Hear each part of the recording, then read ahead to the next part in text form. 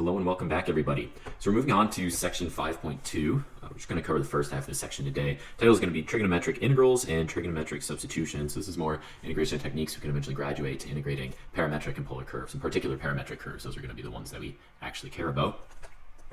So today we're going to analyze trigonometric integrals, and by this I mean some sort of integral where we're including polynomials of trigonometric functions.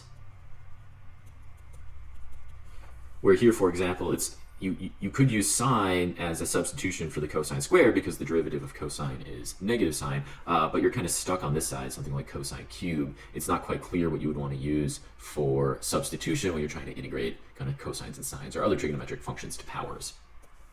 And a lot of books approach these by the Pythagorean identity.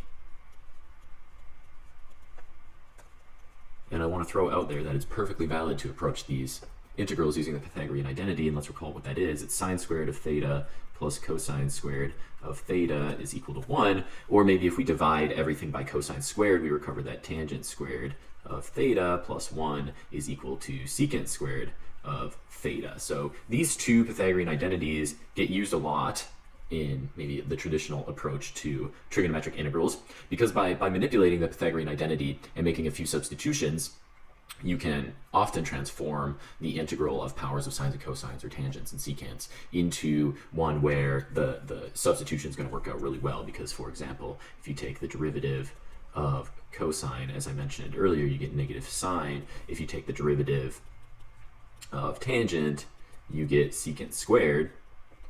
If you take the derivative of secant, you get secant tangent. And so on, and you can often find like a secant tangent or a secant squared or a sine in the trigonometric polynomials if you make a few Pythagorean identity changes. That's not going to be the approach I take here today. The reason why I'm going to take a different approach is that you have to be a little bit clever with the other approaches, with the Pythagorean identity approaches. There's a little bit of cleverness that you need to use to kind of see where you want to be headed. And it comes down to kind of memorizing a few common rules and then applying them. Even then you can still sometimes get stuck. And so the approach we're going to take today basically sidesteps all of the rules. Now the price we pay for that is a little bit of extra algebra as well as the complex numbers. So it's you know, a give and take and a balance like everything else in the world about which approach you actually decide you like the best. If you want to look into a different book and see the approach with the Pythagorean identity instead, feel free to do that. We're going to analyze this using a complex algebra approach today, and our primary tool for that is going to be Euler's identity. So going all the way back to the complex algebra section that we covered at the beginning of this semester, Euler's identity says that really the complex exponential, meaning e to the ix, can be rewritten as cosine x plus I sine x. Now it turns out if you rearrange this identity, or you could directly go and remember that the way to compute the real part of a complex number is the complex number plus its conjugate divided by 2, however you want to think about it. Well, cosine is the real part of that specific complex number. So you can represent cosine as e to the ix plus its conjugate divided by 2. And similarly, sine happens to be the imaginary part. And if you remember the way we could calculate imaginary parts of complex numbers, it ends up being z minus its conjugate divided by 2i, and so you find out that sine is equal to the complex exponential minus its conjugate divided by 2i. And it's going to be these last two relationships of cosine and sine that are going to be able to help us compute integrals of powers of sine and cosine, or even, you know, cosine of 8x or sine of negative 5x to a power and something like that. We'll just use these Euler's identities on repeat. So let's look at the first example of this, which is where we're going to solve the integral sine squared times cosine squared. And thinking back, there's really no substitution that's going to work for us here, right? If I took a derivative of cosine squared, the derivative of cosine squared would be what? 2 cosine times negative sine. And we definitely don't have a cosine times a negative sine sitting around here. If we took a derivative just of cosine, yeah, we've got one copy of sine there, but there would be a remaining copy of sine sitting around that we wouldn't be able to account for in the substitution. So there's really not a good way to integrate this with substitution. Integration by parts really wouldn't work well either. I encourage you to try either and see what happens, but it's just not going to work out. So what we end up having to do instead in this situation is actually use our Euler's identity on both sine and cosine. So let me just write that out really quick here. If I rewrite the Euler's identity for sine, that's e to the ix minus e to the minus ix divided by 2i. That term is going to be squared because it's sine squared. And then I've got the cosine term, which is e to the ix plus e to the minus ix, all divided by 2. And that term is also squared because we're computing on cosine squared. And then my job will just be to actually FOIL everything out here, which is a little bit annoying, right? We are definitely paying the price of algebra in this case, but everything will work out in the end, because what are we actually going to end up with when I FOIL? Well, I'm just going to have some powers of e's, and let's think about integrating e to the ax dx. Substitution says I can substitute in u. The price I'm going to pay for substituting in u is I'm going to divide by the derivative of ax, the derivative being a, so I'll have to divide by a. I'll get 1 over a du, and so this integral will be, what, e to the u divided by a, or in terms of x, e to the ax divided by a. And this integral doesn't care about whether or not I'm using complex powers here, e to the ax. So I can definitely perform integrals of e to the ix, for example, just by dividing by I in the antiderivative. And so by replacing sine and cosine with all of these e's, we're just going to end up with really a polynomial function of exponentials, and we know how to integrate those because e's are the easiest thing to integrate. So let's actually go through the work of foiling this. I've got it all strewn out here, but we'll go about it piece by piece on our way over here. So this is me replacing sine squared and cosine squared with Euler's identity. What am I going to do first is I'm going to look at this 2. It's going to distribute to both the numerator and the denominator. This will distribute to both the numerator and the denominator. In the denominator, what am I going to end up with? Well, I'll have 2i squared in the first case. I'll just have 2 squared in the second case. I'm bringing them all out because, you know, those terms in the denominator get pretty easy. 2i squared, well, 2 squared is 4. I squared is -1, so 2i squared is giving me -4. 2 squared is just going to give me a +4. And so those denominators are pretty easy to take care of. What am I left over with? Well, I'm left over with 2 copies of this numerator and 2 copies of this numerator. There's the 2 copies of the first, and there's the 2 copies of the second. I'm going to have to go through a heck of a lot of foiling. I'm going to make my life a little bit easy by grouping these very special. I'm going to group this one and this one together, and this one and this one together. Notice that they're both the same, so I'm just calling it, you know, the square of each of those multiplied together. But you could FOIL this out in any way you want. I've done it here just because everything kind of works out pretty nicely. The reason why I did it this way, you'll notice that's a difference of squares. Notice how it's minus e to the minus ix and plus e to the minus ix. If I have something like a plus b times a minus b, this is your classic difference of squares factorization. You always get a squared minus b squared out of it. And so I'm doing the same thing here. This is really a minus b, a plus b. So then I have a squared minus b squared. And so I end up with this term squared minus this term squared when I multiply those two together. Well, what happens when I square an exponential is I can use my exponent rules and just pull the 2 down into my power, and so I end up with I2x and negative I2x out of these exponentials. Now this final term, looks like I've got a minor typo, should also still be squared, and I will have to perform one more round of squaring. And when I perform that final round of squaring, well, let's write it out really quick. It's e to the I2x minus e to the minus I2x times e to the I2x minus e to the minus I2x. I'm going to have, by foiling, my first terms multiplied. That's those. My inside terms multiplied, that's one of these copies. I'm going to have my outside terms multiplied, that's the other one of these copies, that's why I have 2 in the middle. I'm going to end up with my last terms multiplied, that's going to be that term squared.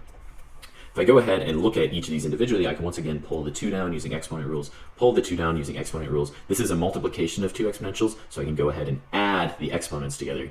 And when I perform all those operations, I'll have a I4x in the first power. My powers are actually going to cancel in the middle case, because I'll have a positive I2x and a minus I2x, and then I'll have a negative I4x in the last case. So that middle term will just be what? E to the 0 power, well, anything to the 0 power is 1, and so that middle term will just be minus 2, and what am I left over with? I'm left over with e to the I4x plus e to the minus I4x. And let's think about what's actually happening here with the e to the I4x and e to the minus I4x. Let's jump back to something like the Euler's identities for cosine and for sine.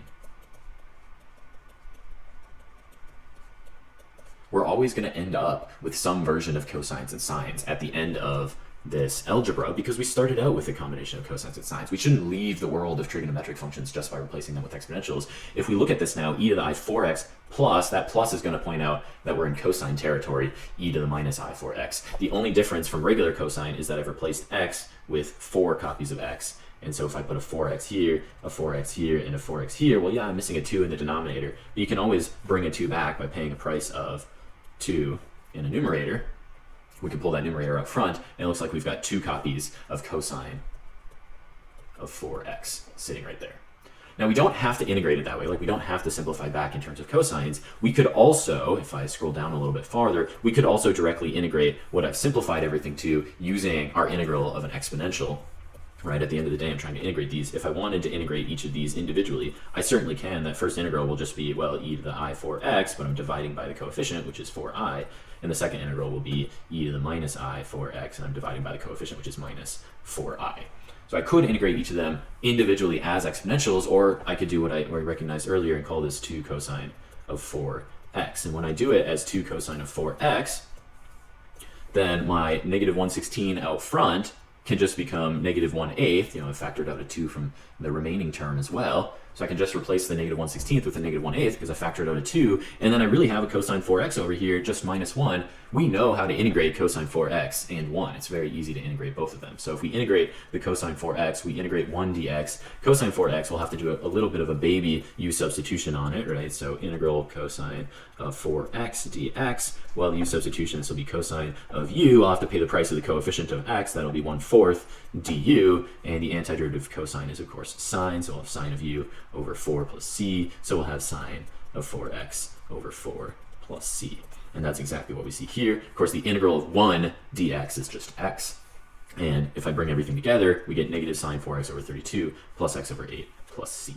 That is a very, interesting antiderivative of sine squared times cosine squared. It just would have been impossible with our other techniques. Turns out it happens to be negative sine 4x over 32 plus x over 8.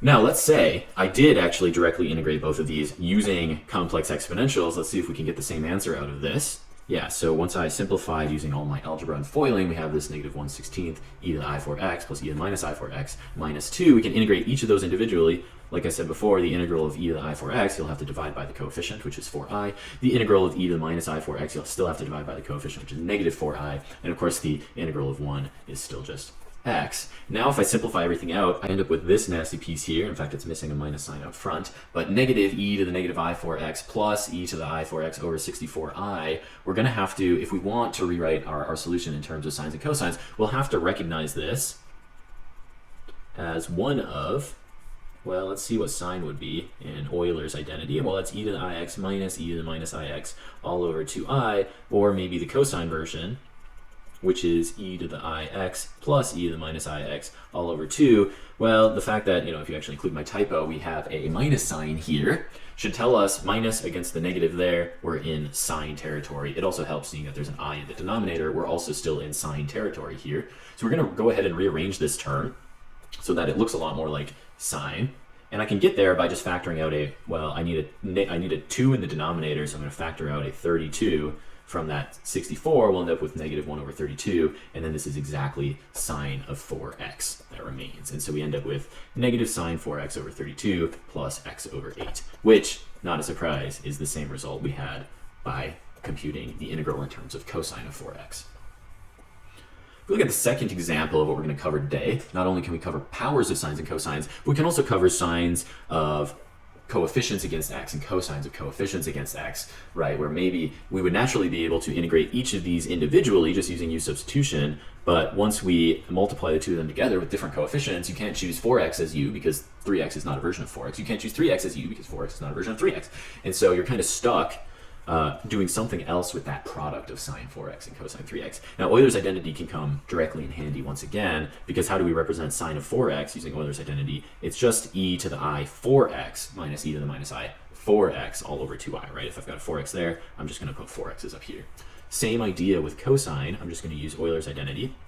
And in cosine, all I have to do is recognize that when I'm putting a 3x here, I'm going to put a 3x in both powers of Euler's identity. Well, what that means is if I'm multiplying the two of them over here, the sine times the cosine, I can just instead multiply the two terms from Euler's identity and see what shows up. So the first thing I'm going to do when I multiply those is just like before, I'm going to take these denominators and I'm going to take them out. We're going to have 1 over 2i and 1 over 2, also known as 1 over 4i, that's coming along for the ride. Let's think about what's left over. Well, our numerators are going to be e to the I 4x minus e to the minus I 4x and e to the I 3x plus e to the minus I 3x. I'm just going to go ahead and FOIL these. Well, when I FOIL, I've got first times first. That's going to be e to the I 4x times e to the I 3x. I've got my outside terms. That's going to be e to the I 4x, e to the minus I 3x. So there's e to the I 4x, e to the minus I 3x. I've got my inside terms. It's going to be e to the minus I 4x and e to the I 3x, e to the minus I 4x, e to the I 3x. And I have my last terms, which are e to the I 4x and e to the minus I 3x. So e to the minus I 4x, e to the minus I 3x.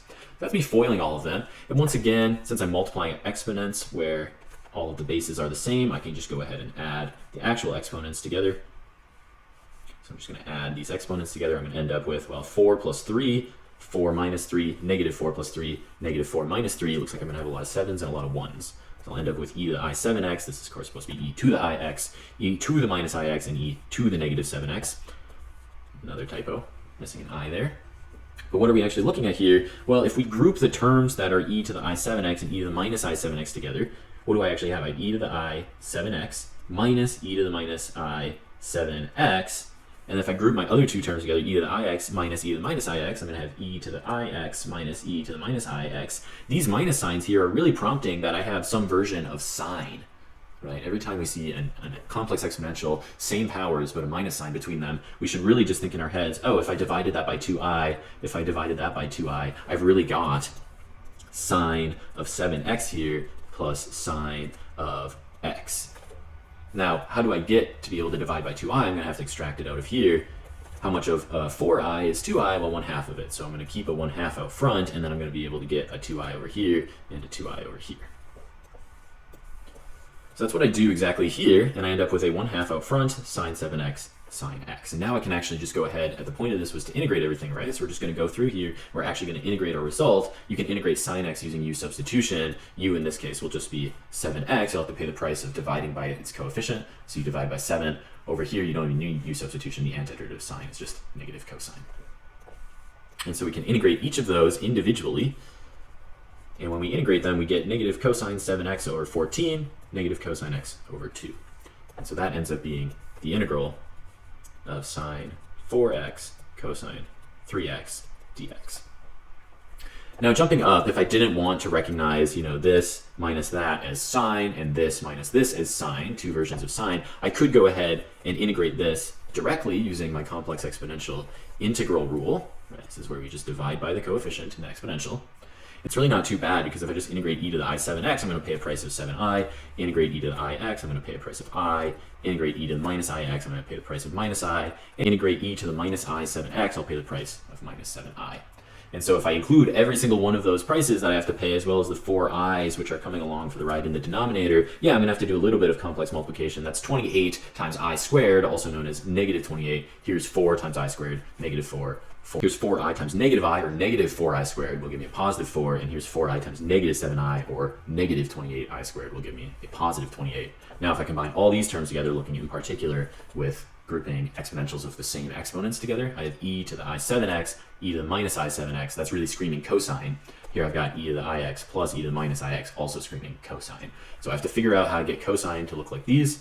Well, cosine of 7x will be e to the I7x plus e to the minus I7x all over 2.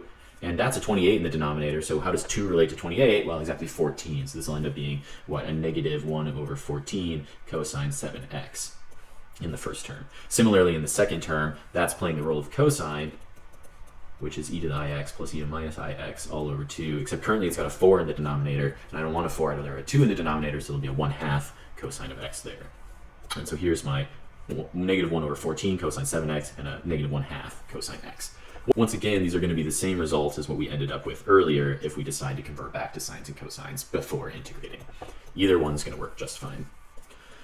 We're then going to do one more example, and this last example is going to be a particularly tricky one, which is going to express the fact that if I want to integrate maybe rational functions of cosine and sine, my life gets a little bit trickier. So let's say it was, cosine cubed plus sine over cosine squared plus sine.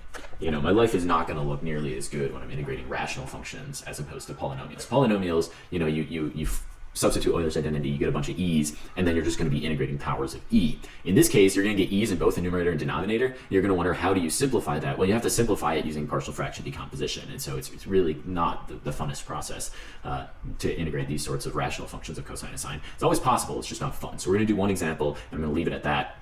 The cases of rational functions of cosine and sine that you'll see in the future are going to be the very straightforward cases, such as secant, where we actually have the answer in our integral table all the way back from chapter 1. So look at the integral table if you ever are curious about integrals of secant or tangent or something like that. But anyway, let's do secant just to see what the procedure would be like. Let's recall that secant's defined actually as 1 divided by cosine. And when we have 1 divided by cosine, we are still going to substitute Euler's identity in here. And doing 1 divided by cosine using Euler's identity, that's going to be 1 divided by e to the ix plus e to the minus ix all over 2. Or if I want to just pull that 2 in the denominator all the way out front, I can, and just say it's 2 times 1 over e to the ix plus e to the minus ix.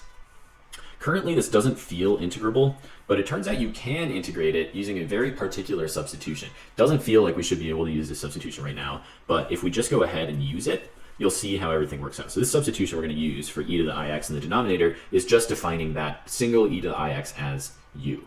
Because once you do that, once you define that u is equal to e to the ix, it's really quite straightforward to calculate a derivative, right? What is the derivative of e to the ix? Well, it ends up being I e to the ix. And so du just ends up being I e to the ix dx, but we know what this e to the ix is here. E to the ix happens to be u. So in other words, du is equal to iu dx, or dx is equal to 1 divided by iu du. So it's going to be that substitution of both of these are just going to turn into u's, or 1 over u in the second case, but that dx will be replaced with 1 over iu du. When you actually complete that as a substitution, what ends up happening? Well, we've got 1 over u. There you go, 1 over u. We've got plus e to the negative ix will be what? E to the ix to the negative 1, and so that'll be u to the negative 1. U to the negative 1, and then dx needs to become 1 over iu du, 1 over iu du. And then we're going to go ahead and simplify. If we look at this and simplify, this denominator can distribute to both terms over here. I can in fact pull the I out front, so I did pull the I out front, but that denominator can distribute. Well, u is going to multiply u, and I'm going to get u squared. U is going to multiply u inverse, or 1 divided by u, and that's going to simplify to 1. And so we'll see what we ended up with here. This is just 2 over I times the integral of 1 over u squared plus 1 du. And so that's somewhat unintuitive, but it ended up working. And now we know the antiderivative of this. It just happens to be inverse tangent. Right, now we can do our final substitution, recalling that u was defined to be e to the ix, so inverse tangent of u is actually inverse tangent e to the ix. So this happens to be the integral of secant x dx. It's 2 over I inverse tangent e to the ix plus c, but that is really, really ugly, right? We started with secant and we ended up with not 1, but 2 copies of imaginary terms sitting around. Secant's a purely real function, so you would expect a purely real antiderivative. This is purely real, it just doesn't look like it, and we're not really going to discuss why it is. What we're going to do instead is recognize that at the stage of 2 over I integral 1 over u squared plus 1, we can actually apply partial fractions to this integral. Even though we know it's inverse tangent, we can apply partial fractions to it and see what it would end up being using partial fractions. So we're going to do that instead. How do I apply partial fractions to 1 over u squared plus 1? Well, I need to find the roots of the denominator. Where is u squared plus 1 equal to 0? Well, that's equal to 0 when u squared is equal to negative 1, or rather that u is equal to plus or minus the square root of negative 1 plus or minus I. And so our roots here are plus or minus I, which means that the denominator, u squared plus 1, factors as u minus I, u plus I. And partial fraction says, let's split the fraction at the factors of the denominator. And when you split it, you just need to find the new coefficients in the numerators. So we have a11 and a21. Performing a common denominator, we're going to have to multiply the first term by u plus I and the second term by u minus I. And then if we go ahead and distribute a11 to both terms, a21 to both terms, we get a11 plus a21u plus I a11 minus a21. And if we compare back to where we started, there's a 1, that's my constant term, so I need a11 minus a21 times I to be equal to 1, that's my constant term. My term in front of u, there's no terms in front of u over here, which means that a11 plus a21 will have to be equal to 0. If I go ahead and solve that system of equations for a11 and a21, well, the first equation tells me a11 will be negative a21. The second equation, if I go ahead and plug negative a21 in for a11, that's going to be here, and that's going to tell me that, well, really negative 2i a21 is equal to 1, or if I simplify a little bit, a21 is negative 1 over 2i, and a11 is 1 over 2i. So that means that if I want to partial fraction decompose 1 over u squared plus 1, I can. My coefficients end up being 1 over 2i and negative 1 over 2i, as well as my roots being minus I and plus I. Feels like we're getting worse in terms of writing our solution in terms of imaginary numbers instead of real numbers, but let's just work it out and see what happens. I can then integrate everything in the variable u, well, this is just 1 divided by something, so that's going to give me the natural log. This is 1 divided by something. It's also going to give me a natural log. And you'll notice when we started, we already had an I in the denominator, and both of these terms from partial fractions bring i's with them. So my overall denominators are going to have I squareds in them. I squared is equal to -1. And so this is why it is actually getting a little bit simpler. If we do the partial fractions decomposition, all of the i's are going to cancel, and our coefficients just end up being negative log u minus 1 and a positive log u plus 1. And if I use my log rules on this term, I certainly can. My log rules say, well, the positive term goes in the numerator and the negative term goes in the denominator. Still doesn't look great. We still have u is e to the ix, and so we're writing something like log of e to the ix plus I over e to the ix minus I. Doesn't look good, but we can actually perform one final simplification on these terms, recalling that the whole point of this was that e to the ix is cosine plus I sine. So if we go ahead and substitute e to the ix for cosine plus I sine, e to the ix for cosine plus I sine, it's time to simplify. We've got cosine plus I sine x plus 1. We've got cosine plus I sine x minus 1. How do we simplify fractions of complex numbers?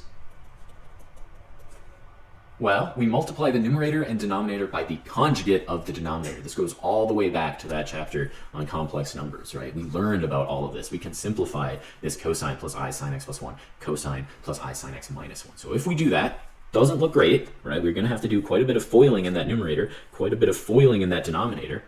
But we can do that. We're going to go ahead and FOIL. Let's work hard. We have cosine squared.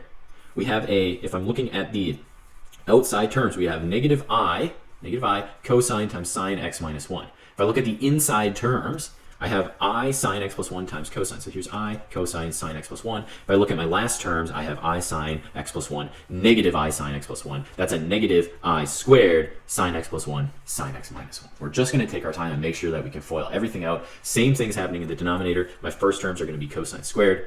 My outside term is going to be cosine negative I sine x minus 1, so negative I cosine x sine x minus 1. My inside terms are going to be I sine x minus 1 times cosine, so I'll have a positive I cosine sine x minus 1. And finally, my last terms are going to be I sine x minus 1 minus I sine x minus 1. I'll have a minus I squared sine x minus 1 squared. So I FOILed both the numerator and denominator. Let's simplify a little bit. What do I actually have going on here? I've got a minus I cosine sine. I have a plus I cosine sine. Those are canceling. All I'm left with from the inside terms is minus I cosine minus 1, so positive, plus I cosine plus 1. I'll have a plus 2I cosine from those inside terms. Over here, I've got a minus I squared. Minus I squared is positive 1, right? Minus I squared is a positive 1. This is a difference of squares calculation. I'll have a sine squared. I'll have a minus 1. So my entire numerator simplifies to cosine squared plus 2I cosine plus sine squared minus 1. My entire denominator will simplify. I have a minus I cosine x sine x minus 1. I have a plus I cosine x sine x minus 1. These completely cancel in the middle. What do I have on the far right? Negative I squared is positive 1. So there's a positive 1 here. This is just sine squared minus 2 sine plus 1. And so I've got sine squared minus 2 sine plus 1. At this point, let's look and notice we have a cosine squared plus sine squared in the numerator, cosine squared plus sine squared in the denominator. The Pythagorean identity says cosine squared plus sine squared is equal to 1, cosine squared plus sine squared is equal to 1, but my numerator also has a minus 1 baked into it, so that's canceling with that. My denominator has a 1 baked into it, so it's giving me a 2 here. What am I left over with? In my numerator, 2I cosine x, in my denominator, 2 minus 2 sine x. Well, I've got a lot of 2's that can cancel here. I can factor an I out front. I just end up with I times cosine x over 1 minus sine x. But let's think back to where we were. That was me simplifying this ratio. So if I simplify that ratio as I cosine x over 1 minus sine x, I cosine x over 1 minus sine x, this is a log of an absolute value of I times something. My log rules say, hey, that's a multiplication. I can split my logs at the multiplication. But what is the absolute value of I? I has distance 1 from the origin. And so the log of absolute I is log of absolute 1. Log of 1 is equal to 0. And so I actually end up with log of cosine x over 1 minus sine x plus c as my answer. And this is an all real antiderivative of secant. Now, if you go back to our table of integral rules, I technically write that the antiderivative of secant is log secant plus tangent. Let's see that that's actually what we get here. by simplifying cosine over 1 minus sine. We're just going to multiply the numerator denominator by 1 plus sine, factor some things out. My denominator is 1 minus sine. 1 minus sine by the Pythagorean identity happens to be cosine squared. So I'm going to replace it with cosine squared, distribute the cosine squared to both terms in the numerator. I have cosine over cosine squared, cosine sine over cosine squared. What do I actually have? I have 1 over cosine, which is secant. I have sine over cosine, which is tangent. And so this and this are indeed the same, and you can use either for the antiderivative of secant. Pretty crazy computation. There are actually easier ways to arrive at the antiderivative, so you can go ahead and look them up if you'd like to. I make this last remark that says professors would be diabolical to ask too many questions about arbitrary rational trigonometric functions. Because of what you saw me go through in this antiderivative of secant expression, it's just a really complicated procedure if you want to make it work. It does always work, and I'd finish this remark by saying you can always compute antiderivatives of rational functions, of trigonometric functions, by following the step-by-step process, which is to use Euler's identity, make the substitution e to the ix equals u, and then dx is 1 over iu du, as we just did, and that will always reduce to giving you the ability to perform a partial fraction decomposition in the rational function of u. It'll always end up with a polynomial of u in both numerator and denominator, which means you can use partial fractions, and you would be able to integrate using partial fractions and then make the reverse substitution u is e to the ix, finish by making the reverse Euler's identity e to the ix is cosine x plus I sine x, and then you will always be able to simplify back to a real valued expression. It just might take a lot of work. And so we're not going to get into that here. You'll see the couple of rational functions we have. It's great to know that you can do it. We're not going to force ourselves to do it. But if you are ever in the situation where you need to know how to do it, I've got the steps here for you. That's where we're going to stop today. Next step will be trigonometric substitution. It's a really fun one. I'll see you then. Bye.